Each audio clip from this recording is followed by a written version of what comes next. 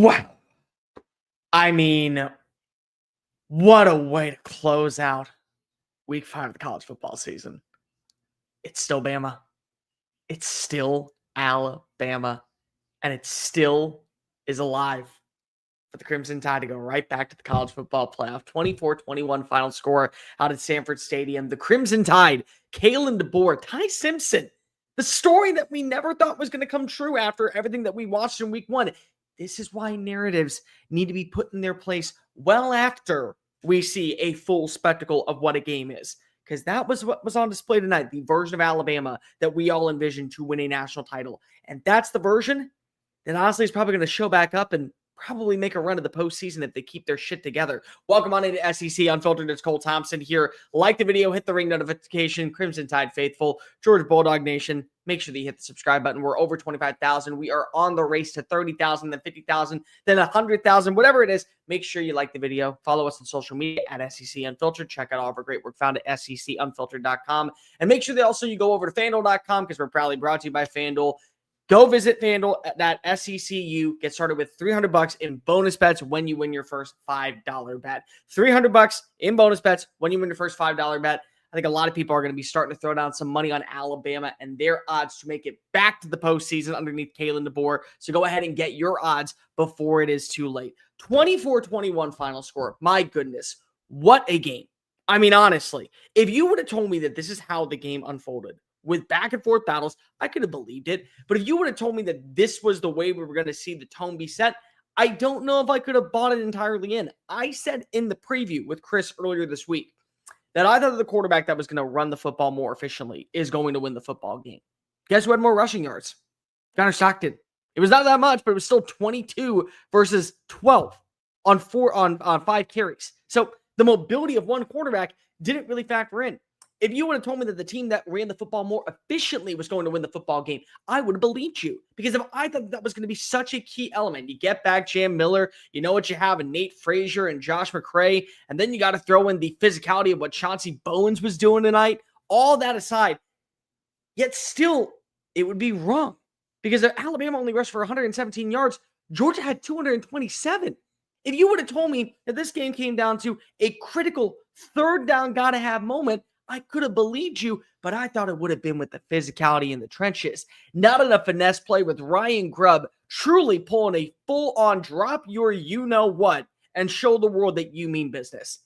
But that's what we got. Let's start off with Alabama. Setting the tone early with this offense was a key. Getting confidence from Ty Simpson was a key. You were able to get that big stop, 3 and out, push the offense on the field, and then you delivered. A drop by Ryan Williams. We cannot defer that. That's something that is going to have to be worked on over the next several weeks before you take on LSU, before you go travel to South Carolina, before you have to go face off against Oklahoma. But still, you were able to respond. Jeremy Bernard, once again, I told you guys this offseason, he was wide receiver number 1. He had been masquerading last year as the complementary piece to Ryan Williams because of the quarterback situation. Now, this is not me taking a shot at Jalen Milroe, but it certainly felt like at times that Milroe didn't want to target number 5. Ty Simpson loves him. And you want to know what you're watching after 2 years of spending elements, seasons, progress throughout this offense with Kalen DeBoer at Washington and then coming on down to Tuscaloosa.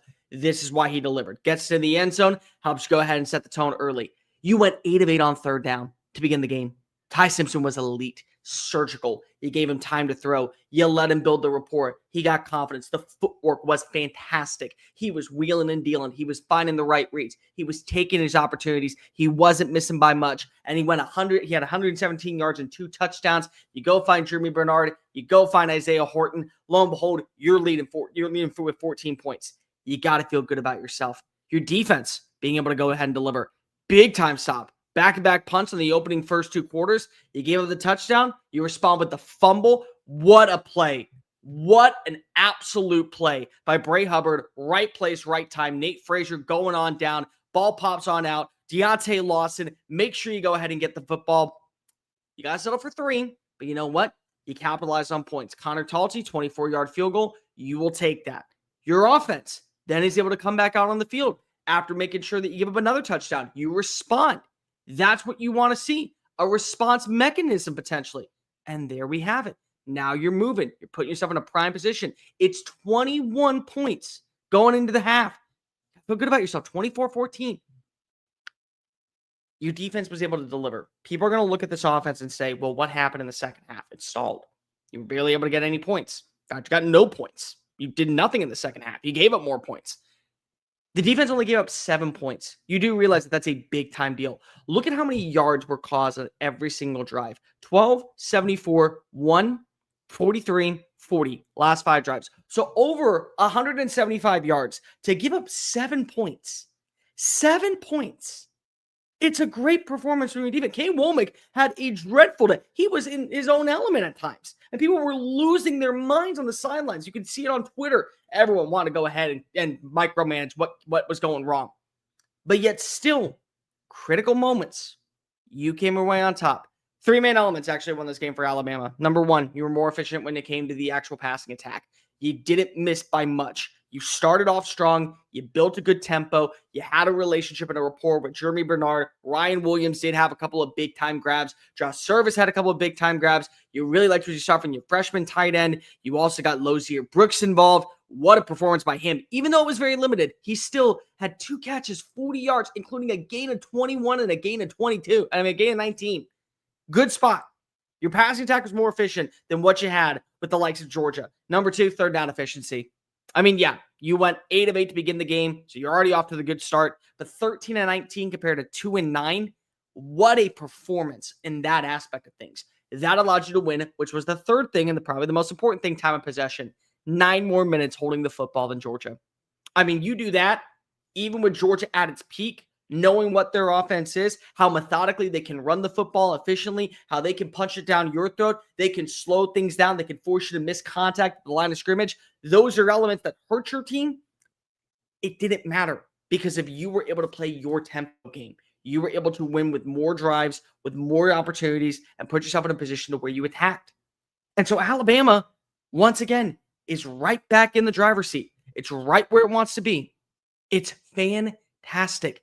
That is where you are, and it cannot be just taken away from you. I want to take this moment to also remind everybody that this is the version of Kalen DeBoer that was hired by Alabama. The one that you saw tonight, not the one that we saw on the road last season in Nashville, where you're coming off of a signature win, you're high and mighty, people are starting to buy a lot of stock into you to win the national championship, and you find a way to lose Diego Pavia. Then you go ahead and drop a game out in Neyland to a team that for years Nick Saban owned. And then you find a way to blow it 2 more times on the road in Norman against a dreadful offense with a quarterback that got mollywopped today, 7 sacks allowed against Texas A&M, and an offense that was headlined by a bunch of players who are no longer on the staff out in Michigan because they all transferred this offseason. That's not the Kalen DeBoer that was hired. The Kalen DeBoer that was hired was the one tonight. And it helps that you have a secondary element with Ryan Grubb being a part of the offense, but more specifically, it's for these type of games. The ones that we knew were going to come down to the wire. Show me what your best punch is. Show me what you have. When it all is chips are pushed on in and you have to ask yourself, can I figure it out? That was why he was hired over other coaches. Because of now he improves to 7-1 in top 10 games. You do realize that there was another coach tonight that had an opportunity to win a football game and finally end the narrative that he can't win the big one. And it took 2 overtimes, yet still an interception is all that people will be talking about, and how another loss has come against his name out in State College, Pennsylvania. Kalen DeBoer, all he does is win against top 10 teams. He's got to figure it out on the road against inferior competition, but against top 10 teams, gets it done every single week. And it's like clockwork, one after another after another. He's 7-0 against Kirby Smart, Dan Lanning, Steve Sarkisian, Brian Kelly. He's 7-0. And if you want to go a step further, he's 7-1 when you throw in Josh Heupel, who right now is probably a top 5 coach in the SEC. I think that's very easy to put him in that conversation. He hasn't played Lane Kiffin yet, so we can't throw him into that chatter just yet. Yeah, I can tell you what, that would be a game that I would love to see. That's why you hired him. For moments like this, when you knew you need to have a big-time play and you just trust it all to come crashing down into your favor. Ty Simpson was poised. Ty Simpson looked the part of a Heisman. I can tell you what, Chris Phillips made an early bet at the start of the year that this was going to be a season that maybe Ty Simpson would be making it to the Big Apple. the way he performed tonight against that defense, it's a good defense. I understand that Joey Aguilar dropped 360 on him. I understand that there are going to be some games where we will see some lopsided avenues. The fact that we saw Ty Simpson throw for 276 and 3 touchdowns, he was able to build that rapport in the pass attack. 2 touchdowns, my apologies. 24-38. Got to feel mighty confident in the direction that he's going. This is going to be the offense. Now, again, there are some things you got to work on. Defensively, you allowed far too many plays after contact. And I understand that there were some moments to where Josh McCray is just a bowling ball. He is hard to bring down. He is such a desolate, dominant player that is basically bounces and ricochets off of you to where you have to make initial contact or else you're screwed. He got too many yards after contact. Chauncey Bowens, 9.9 yards of play. Sorry, that's not going to cut it when you have to face off against other opposing teams. Nate Frazier, 7.5 yards of play. They were all able to run against you. And so those are some things that you're going to have to work on. They can be corrected. It's absolutely fine to eventually get there. You got to be also able to force some turnovers. You just have to. And your secondary, thank God you got bailed out of trouble. Because let's just tell you it all together. You saw a freshman make a freshman mistake in that fourth quarter. Game should have been won right there. That should have been easily in favor of Georgia. He was there. He had it. Bad jump. Really, really, really bad jump by Keon Sabb. Should have had that play. Didn't get it. But you know what? You made up for it. Because your defense, we haven't even talked about this one. After the targeting call, your defense is kind of getting lopsided. Start of fourth quarter. You're starting to see momentum move in favor of Georgia. They're in the red zone. Kirby's running up tempo. He's trying to catch you off guard. Your defense, Cash Jones, one-on-one, LT Overton, transfer from Texas A&M, came on back for a game like this to prove that I'm worthy of playing in a national title. Basically saves Alabama's season. Saves the shot of winning this game. Because if Cash Jones is not touched by number 22, he's in the end zone. And now you're playing from behind at this point, and I don't know if you have enough juice to get the job done. I don't. The way the rushing attack was going on those last 3 drives, the inability to connect on third down over those last couple of drives, the kind of risky throws that you saw from Ty Simpson. So LT Overton, with the stop of the day, 4th down, not only to make sure you don't give up the first down and keep the drive moving, but to get to get Cash Jones in the backfield tripping with like a shoelace tackle. Credit where credit's due on that point. That's something you got to be impressed with. Alabama showed up tonight. Alabama bent, but it didn't break. And on multiple occasions, you felt like this was where Kirby Smart and company were going to take over. This is where they would finally get the wool pulled over your eyes, and the streak would come to an end. 33 games winning at home. That was on display. And somehow Alabama was able to deliver a performance to remember. Now, flip it over to Georgia's side. Georgia still responded. You were down early. You were down early. Punt on the opening drive, down 14-0. You find a way to respond. You get a good couple of passes off. You start to build a little bit of an element. Gunnar Stockton finds Colby Young. Bad tackling in the open field. Easy touchdown for a 38-yard score. The fumble cost you because then it allowed Alabama to gain you by an extra field goal. And that field goal became beneficial because it was 21-21 without that field goal by Talty going into the second quarter. But you respond on the next drive. Big time plays. Big 17-yard pass. Colby Young downfield. You get a good 9-yard pass for a first down. You take the sack, but then you get the 43-yard run by Chauncey Bowens. Fantastic run. Good play calling. However, there were some issues that once again cost you. Third down efficiency. The inability to connect on third down. That was a nail in the coffin. It was.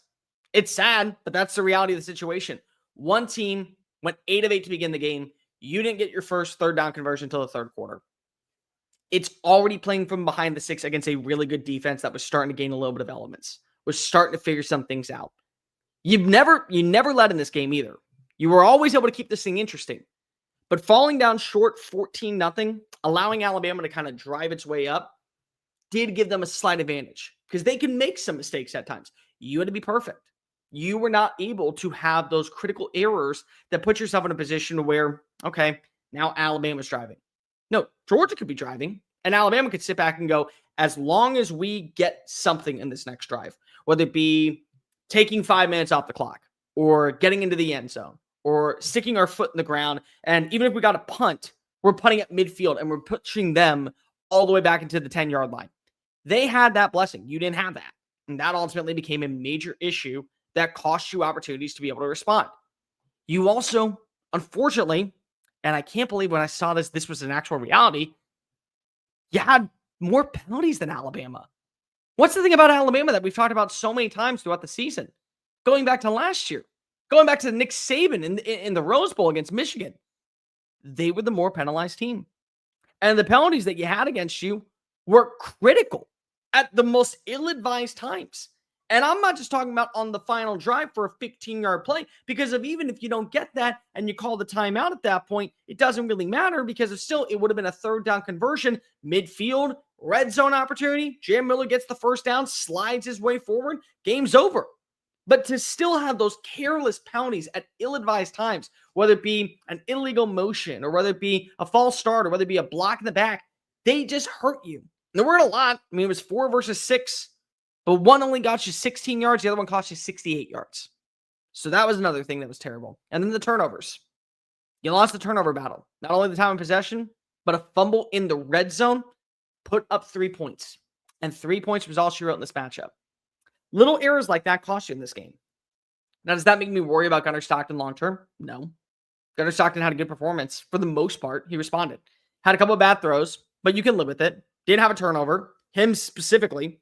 Still was able to throw for 150 yards against a really good Alabama secondary. One that I think when it's at its peak is one of the best in college football. Led 3 scoring drives. Put up 21 points. Still a lot to like. Still definitely a lot to buy into when you face off against Florida and Texas and Georgia, and Auburn in a few weeks. Still good enough to probably get a rematch against Alabama in Atlanta come December. All things possible. You got to see some good plays from Colby Young, which again, how can you not be impressed with him? He's a great wide receiver number 2, and he opens the playbook for Zachariah Branch. 3 catches for 35 yards, 2 big plays at 15-plus yards downfield. Again, you went up against a really good secondary and you lost. The problem is that this is now a constant theme for Kirby Smart. And I don't know what's going to change. I saw somebody on Twitter say, now we have to talk about Kirby and the problem that he has. No, we don't. Kirby's won 2 national titles, and he has brought relevancy to new heights in Athens that has not been met since the 1980s. Kirby Smart is not needing to go anywhere. He's locked in. Well, he should be. But you have to ask yourself, what is it about Alabama?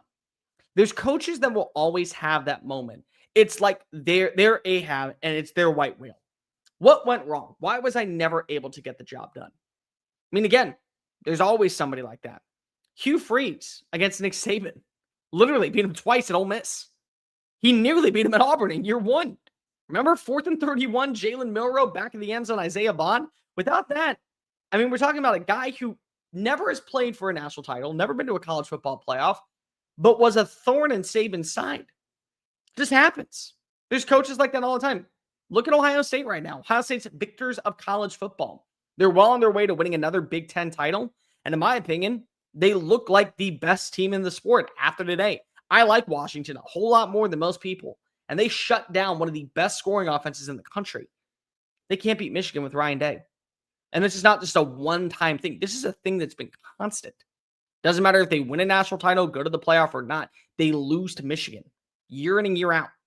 It's been a problem. This is Kirby's problem. It was a Nick Saban thing for years. And now Kalen DeBoer is 2-0 against him. And that's the thing that is going to sting for a while.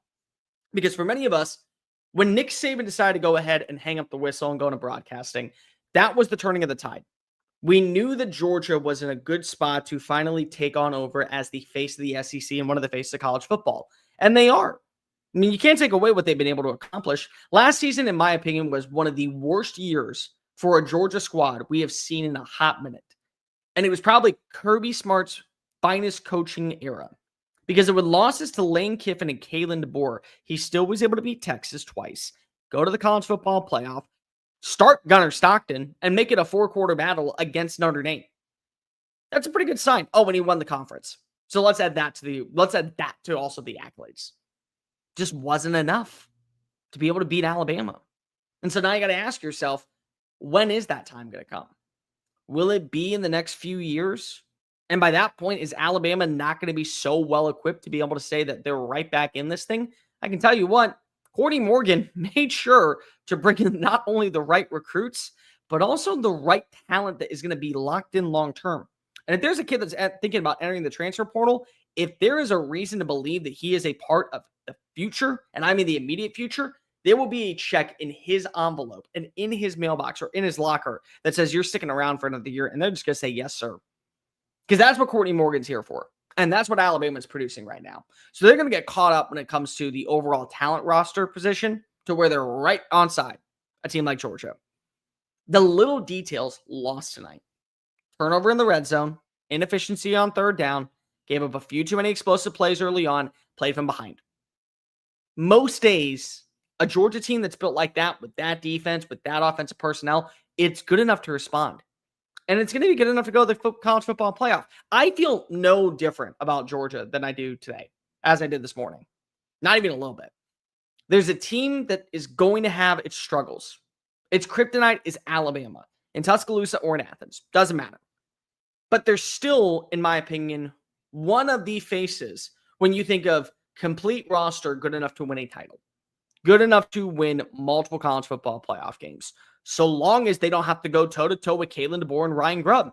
And Ryan Grubb and his play calling tonight was on a new level. I mean, Caden Proctor, that play, I mean, you're watching it. It's a 364-pound offensive lineman taking a screen pass. Oh, and by the way, all these wide receivers who are like a $190 are told, hey, you better block your ass off and get out of the way. Because if you don't, he is going to truck you to try and find his way into the end zone. That's what we're going to do with him tonight. And it nearly happened. I mean, we were 6 inches away from seeing 74 go from being a perfect, having nearly a perfect performance in pass protection to also finding his way in the end zone for 6. And then the other play that we don't talk about enough, how about that third down conversion where it's a little flip pass to Jeremy Bernard, and then Bernard's still behind the line of scrimmage, waiting for Isaiah Horton to cross just over the first down marker, and it's a shovel pass forward right into his arms? It's a way to get a first down. Like, Ryan Grubb was in a new element tonight that just put yourself in a position to where you are so confident in the direction of where Alabama's offense is going. And it was missing the spark last season. That's nothing to complain about if you're Georgia. You just got outdueled by somebody who put you in a position where you had come with your own tricks, and if you missed up one time, you were dead in the water. It's sustainable against most teams. It is. Just it wasn't tonight. And so I think that Georgia is going to be fine. They're still going to be in the playoff hunt. This may be their only loss of the season. One conference loss that puts them right back in the position to go to Atlanta, face off against whoever, and maybe win the conference title. Alabama still has a couple more daunting tasks ahead. You got to face off against Tennessee. Their offense was humming once again. They have a challenging wide receiver. Chris Brazzell, if you have not been paying attention to him, he should be considered this year's version of Jalen Hyatt, because he has an opportunity to win the Biletnikoff Award, far and away. They still face off against Missouri, that's 5-0. They still have to go travel to Willie B to take on South Carolina. They still have to welcome in both Vanderbilt and Oklahoma. Two offenses that, when they have their quarterbacks humming, very hard to bring down. Oh, and you also got to go travel to Jordan-Hare to take on Auburn. And we know what happens when you have to play in Jordan-Hare versus facing off against them in Tuscaloosa. So for Georgia, this may be the one blip on the radar. Still have games against Ole Miss, still have games against Auburn, still have games against Florida, still have games against Georgia Tech. You already beat Tennessee. I don't think you're going to fall into the trap going toe-to-toe against a team like Kentucky. I don't think you really have to worry about Florida that much right now. You never know, because it is going to be, again, neutral site game. Who knows what we see from whoever is the head coach currently at the spot. But regardless, I don't worry about where this team is. They're going to be right back in the hunt. For Alabama, kind of changes and alters the pathway. I'm not saying you can afford another loss, because you never want to do that. You never want to put yourself in a position where you can just go ahead and laugh off and go, yeah, you know what, it's fine. We lost a football game. All said and done. No problem. But at the same moment, it's very challenging to also go and not be impressed. So we lose one more game. We bought ourselves some leniency. Because now you can go ahead and drop the matchup to LSU if all things are said and done, and still go 10-2 and be in the playoff. You can lose to Tennessee and still go 10-2 and be in the playoff. You can lose in the Iron Bowl, and maybe at that point, because if other teams find a way to mess it up for themselves, you are actually playing in Atlanta the next week, in or out. And at that moment, because if you're in the conference title game, you're probably going to the playoff. And the only difference is, are you hosting a playoff game? Are you getting a first round bye? Or are you now playing on the road in the week 1 matchup? That's it. So Alabama's in a pretty good spot at this point. And the version we saw tonight is the version that we talked about throughout the entire offseason. The one that had a physical front seven that was able to win at the point of attack and put pressure on a quarterback. The offense that was very dynamic with new wide receivers stepping on up and delivering time after time after time. The quarterback that felt like a perfect fit for Ryan Grubb's system. And if you gave him time to throw the football, watch out, because if he is surgical, he doesn't miss. He's a sniper. Best of luck going ahead and miss it on an open field target. And a secondary that is going to break up passes and make plays on the football. And they're physical. The culture shift that changed in the offseason that we talked about, that wasn't there a season ago with Kalen DeBoer, it's arrived.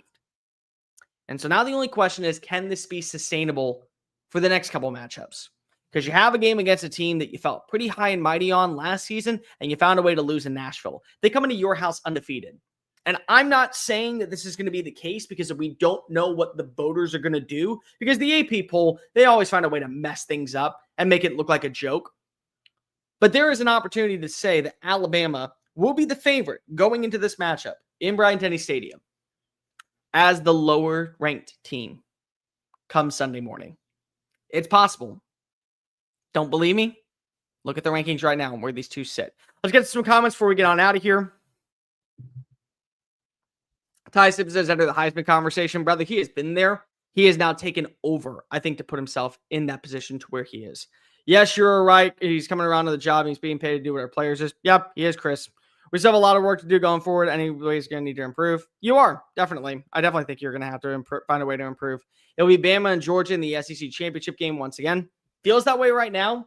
I would not sleep on Tennessee entirely. That Alabama third Saturday in October matchup, going to be massive. Like, that's going to probably have a lot of say on who goes to Atlanta. Because if you remember today, Joey Aguilar being able to respond the way this offense looked, being able to put up over 600 yards of offense, if I'm not mistaken, against Mississippi State, that bought them a little bit more leeway. Now, again, you got to be able to beat Bama. You can't lose another game, but I think that you're in a pretty good spot. The Brick special teams play was nice. Awesome play. Awesome play. Say it with me slowly. 1 and 10. Let that sink in. Bama still Bama. All y'all's hopes and dreams. Sorry about it, Bama. Again, it's Bama. To me, this is where we are. Roll Tide. Bro is going to be wearing Bama black hoodie every game now. Sam, man, honestly, at this point, and I've made this clear, and I don't try to hide it, but I don't let it convey my overall thought process. I be neutral. Bama grad. Very proud to be a Bama grad. Loved my time at the university at the Capstone. Always will be able to say I had fond memories. Then I went there and covered Crimson Tide underneath Nick Saban. Saw 2 national titles. I can give a crap less what he wears as long as you're able to win the football game and look like the version we saw tonight. If it's the black hoodie, by all means do it. They can't win unless it's in Neyland. Well, the game's not in Neyland. They are going to be in Tuscaloosa, or they haven't lost in Tuscaloosa to Tennessee since, what is it? 2004? 2005? I don't have it pulled up in front of me. Roll Tide. Roll Tide and be Bryson. Get your comments, questions in. We'll do this for about 5 more minutes. Love to hear from you guys. What are your thoughts? Is Alabama back in the conversation to win a national title? Are they still missing a spark? Where would you rank them tomorrow if you were an AP voter? Definitely want to feel that. Great show, Bear. Hope to see you in the ATX soon. Sandman, there is something in the works for not just the ATX, but another big-time game that Chris Phillips is going to where the SEC Unfiltered crew may all be there. Me, Chris, a couple of other people. We're working on it. But Austin, I will definitely be making a trip up there sooner rather than later. Texas and U.S. got a funny feeling it's going to be unnecessarily stressful. Sam and I got a pretty good feeling that this is going to be what we saw tonight is going to be eerily similar to what we see in Gainesville next week. A lot of back and forth calls, a lot of moments to where you feel like the momentum is shifting in favor of one side and it's really not. It's going to be a blowdown. It is. Didn't run the ball well. No, they didn't, Bryson. You are 100% right. It took forever for them to find any identity on the ground. I mean, Jam Miller coming back from injury. You thought he was going to be a big-time threat. 16 carries, 2.9 yards, 3.1 yards of play. You only had, I think, 2 runs of over 12 yards downfield. So you didn't run the ball well at all. But you ran it at the right time in the fourth quarter. That is where I think that you can go ahead and have a little bit of positivity. Defense has trouble stopping the run still. Yeah, Kyle, it did. I'm not going to sit here and act like it didn't. Alabama certainly had its fair share of faults. Open field tackling was horrendous at times. But you can also give a lot of credit to the fact that Georgia breeds running backs that are destined to go play in the Sunday sport. Like every single one of them will eventually hear their name called in the NFL draft. Chauncey Bowens was awesome tonight. I mean, 9.9 yards of play, 3 runs of over 15 yards downfield, the big 43-yard run to set up a touchdown pass. That was great. Or, to set up the Josh McCray touchdown run. McCray was great after contact, only 6 runs, but each one, it felt like that he was never being able to be brought down. 2 big runs by Nate Frazier gave you some opportunities.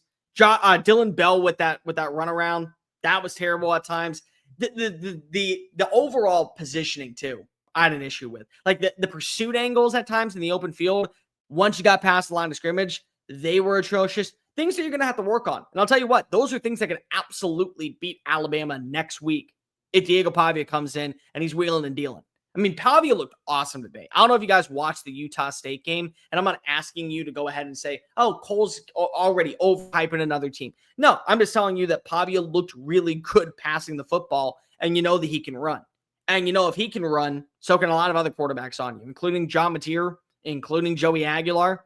They can get the deep ball going against you. So you don't want to put yourself in a position where, like, this is your highlight moment of the season. This is your Super Bowl, per se. And then we end up seeing a 9-3 season. You got to build off of this. You just have to. That's where we are. So Alabama is in a good spot defensively. Not in a great spot, but they're in a good spot to where a lot of things that you see on film, they can correct. And Georgia, again, was great. Georgia keeping Alabama to 24 points with how surgical this offense was. Pitching a shutout in the second half. I don't think they gave up more than, 114 yards? I think that was it. They had 3 punts, a turnover on downs, and then you got the third down conversion. That was the entire second half. No life whatsoever. Georgia played a good game defensively. You saw both these teams have their highlight moments and their inconsistencies and areas that have hurt them in the past. What hurt Alabama when they faced off against Florida State? The inability to stop the run. That hurt them today. What hurt Georgia at times against Tennessee in their road matchup? The inability to defend the pass. And ultimately, that came on down, and we saw what happened. Both were on display. Both things can be corrected. It's September 27th. It's about to be September 28th. And for some people out in Athens, Georgia, who are celebrating or lamenting their sorrows at the nearest bar and drinking away what was probably a painful loss, and the harsh reality that Kirby Smart is always going to have an Alabama problem, just is going to be the case. It's September 28th. All things correctable before you go to the college football playoff. All right, we're going to end the live stream. I have a busy morning tomorrow because I have to run Texans show. But Sunday Funday, back at 8 p.m., Chris Phillips, myself, will be reacting to every single game. Texas A&M found a way to hold up. You know what? Before we actually end the stream, I do want to say this. What a weekend in college football. 4 upsets in the top 10 that already just has you feeling like there's so much parity in the sport, which is a good thing. You can lose a football game, and it doesn't feel like your season's coming crashing down, even for those teams that you feel like are in the college football playoff hunt. You also had so many good back-and-forth battles. Texas A&M played around with Auburn a little bit too close for comfort. Phrasing. Still was able to find a way to get the job done. They're starting off the year 4-0 for the first time since 2016.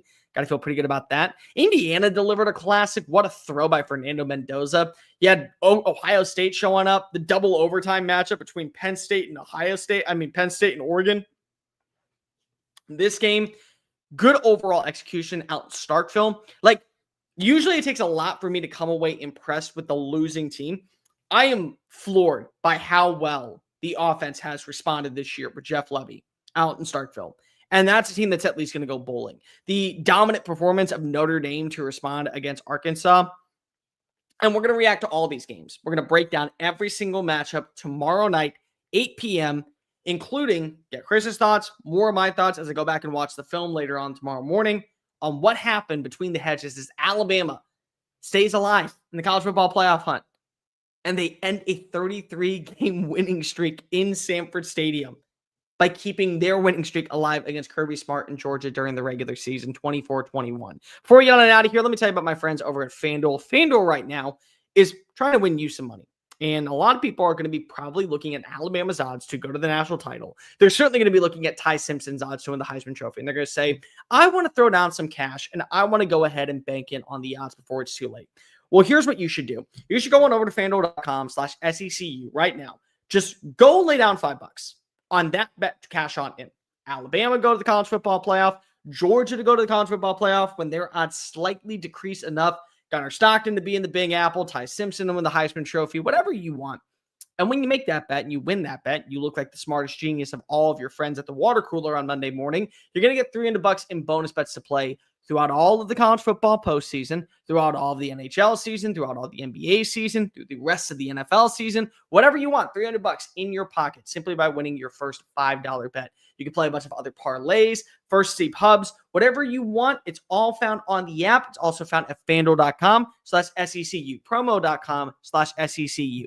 Alabama secures a top 5 victory over Georgia between the hedges on the road. We end the conversation about somehow Kalen DeBoer finding ways to lose on the road and look different away from Bryant-Denny Stadium.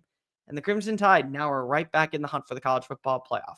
I'm Cole Thompson. Until next time, folks, have a good rest of your Saturday night. We will see you all tomorrow at 8 p.m. Peace.